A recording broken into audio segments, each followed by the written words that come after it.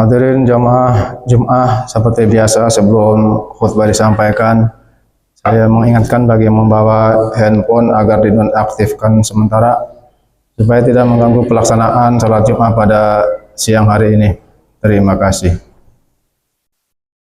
Alhamdulillah alladzi atwala umurana wa adkhalana fi syahri Rajab. Asyhadu an la ilaha illallah wahdahu la syarika lah wa asyhadu anna Muhammadan abduhu wa rasuluhu la nabiyya ba'dah.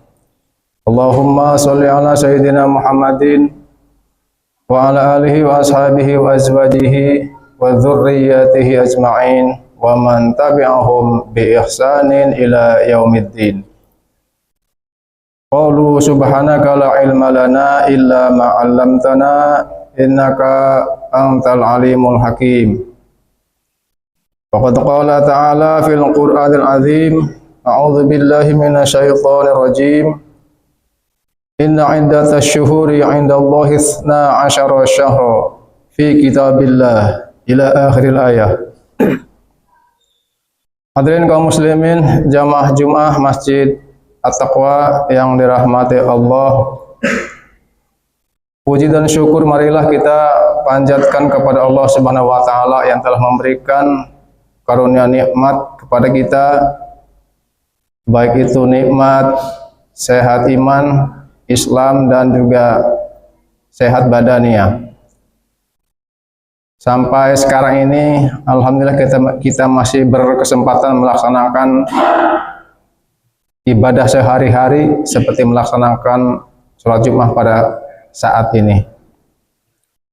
Yang kedua, salat dan salam mudah-mudahan tetap terlimpah curahkan kepada junjungan Nabi besar kita, yakni Habibina wa Syafi'ina wa Maulana Muhammad sallallahu alaihi wasallam beserta keluarganya, para sahabatnya, para tabi'in, tabi'ut tabi'in, dan akhirnya kepada kita sebagai umatnya yang setia sampai akhir zaman.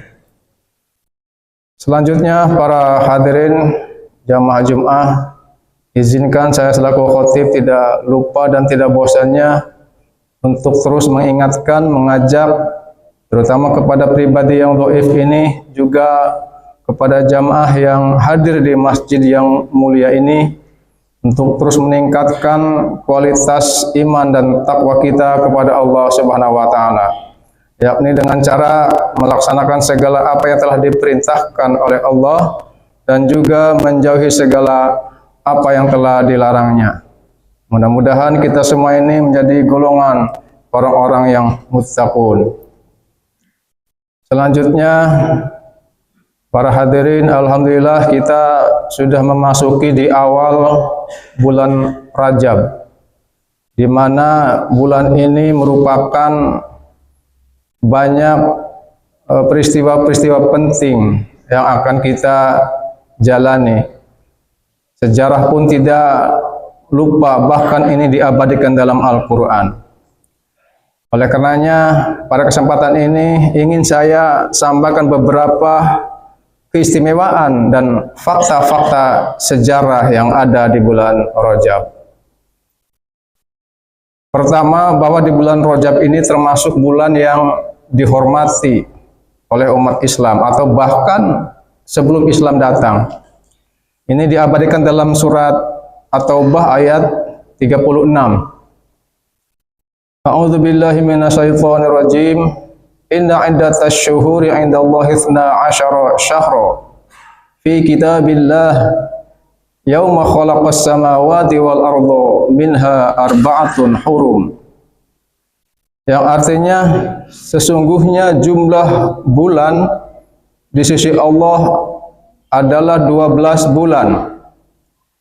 Fi kitabillahi, sebagaimana ketetapan Allah, yauma khalaqas samawati wal arda, pada waktu Allah menciptakan langit dan bumi.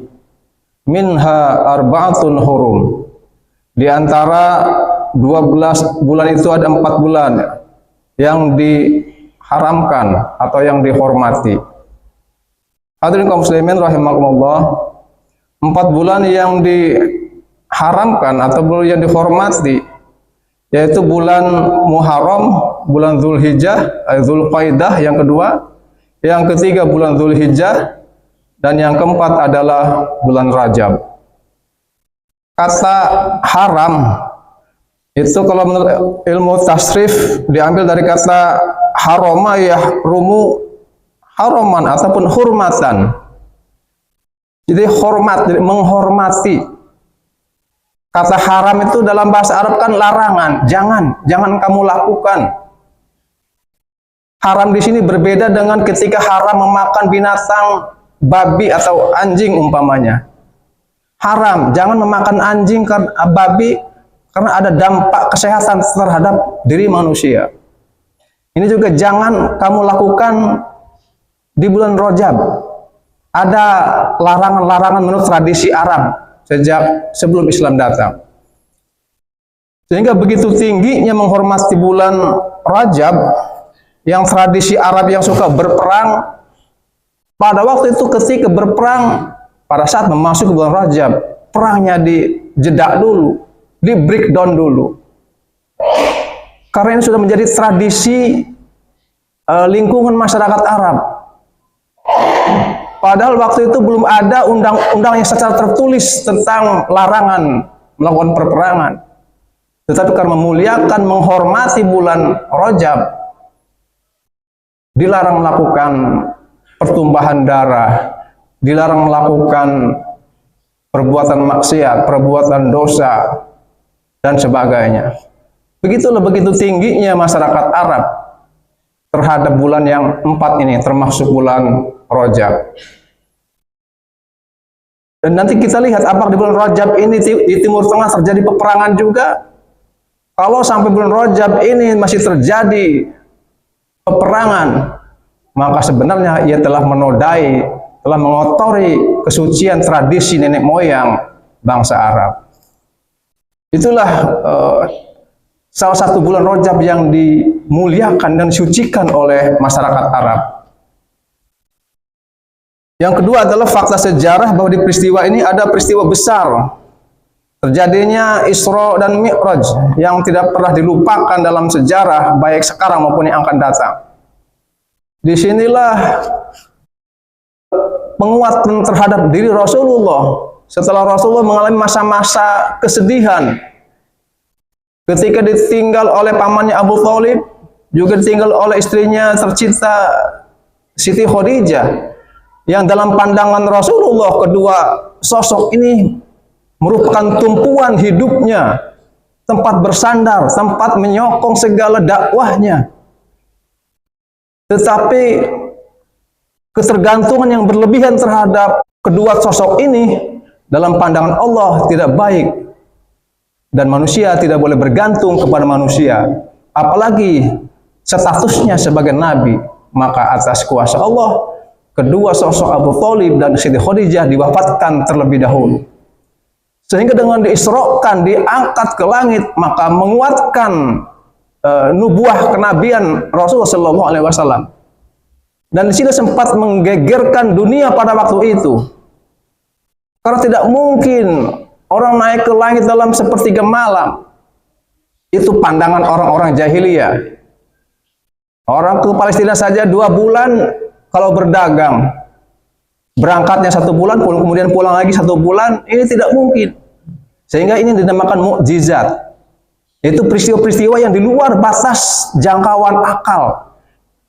Akal kita tidak mampu untuk mencerna peristiwa Isra dan Mi'raj itu. Itu peristiwa yang terjadi di bulan Rajab. Kemudian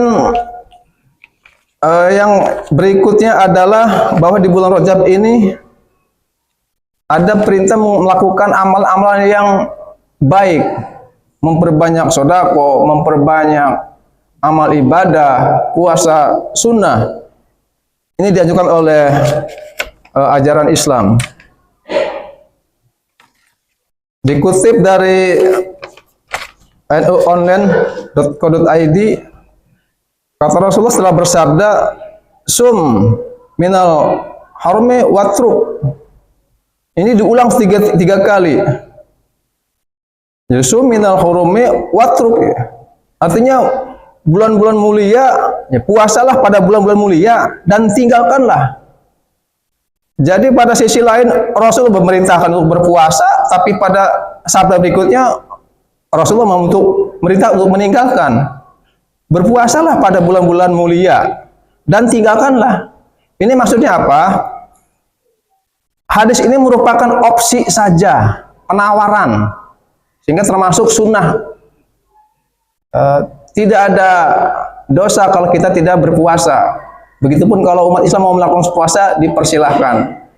Bukan persoalan perdebatan, oh kalau puasa Rajab itu hadisnya lemah.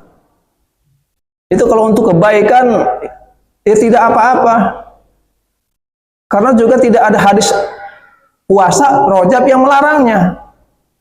Bukankah puasa ini merupakan ibadah yang paling baik dalam pandangan Allah? Inilah yang terjadi khilafiyah hadis oleh para kalangan ulama. Hadirin kaum muslimin rahimakumullah.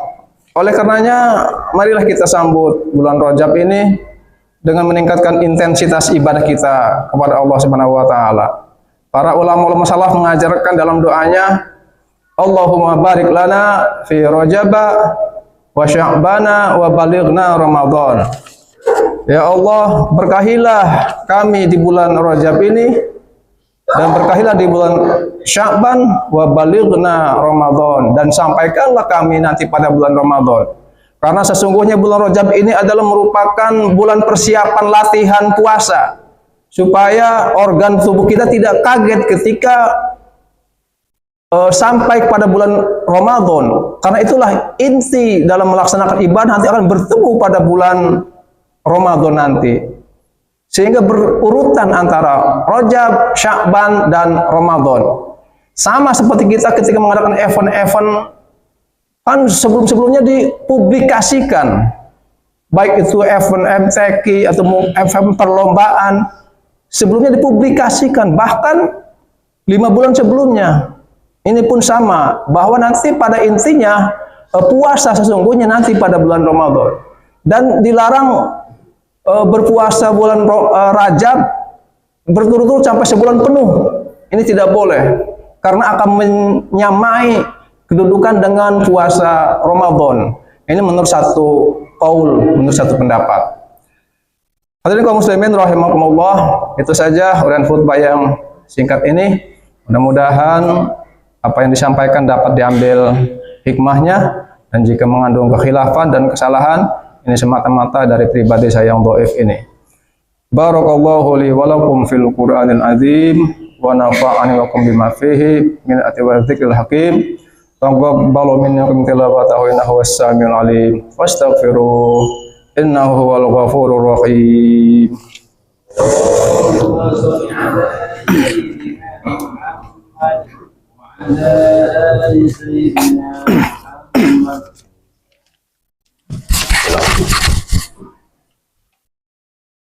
Alhamdulillah alladzi anzala as-sakinata fi qulubil mu'minin liyazdadu imanan ma'a imanihim.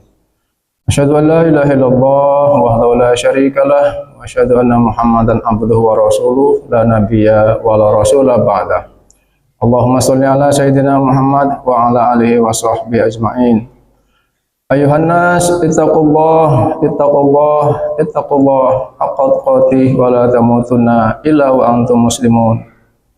Faqala ta'ala fil Qur'anil azim, a'udzu billahi minasyaitonir rajim. Wal 'asri innal insana lafi khusr illal ladzina amanu wa 'amilus solihati wa tawassaw bil haqqi wa tawassaw bis sabr. Faqala ta'ala aidan, wattaqu yawman la tajzi nafsun an nafsin syai'an wa la yuqbalu minha syafa'ah wala yu'khadhu minha 'adlun wala hum yunsarun. Allahumma amin ya rabbal alamin. Allahumma ighfir lil mu'minina wal mu'minat wal muslimina wal muslimat al ahya'i minhum wal amwat. Allahumma ighfir lana dhunubana wa li walidayna warhamhuma kama rabbayana shighara. Allahumma iftah lana hikmataka wa ansur alaina rahmataka min khazaina wa Ramadan innaka antal alimul hakim. Allahumma barik lana fi Rajab wa Sya'bana wa balighna Ramadan. Rabbana dzalamna anfusana wa illam taghfir lana wa tarhamna lanakunanna minal khasirin. Rabbana atina fid dunya hasanah wa fil akhirati hasanah wa qina adzabannar.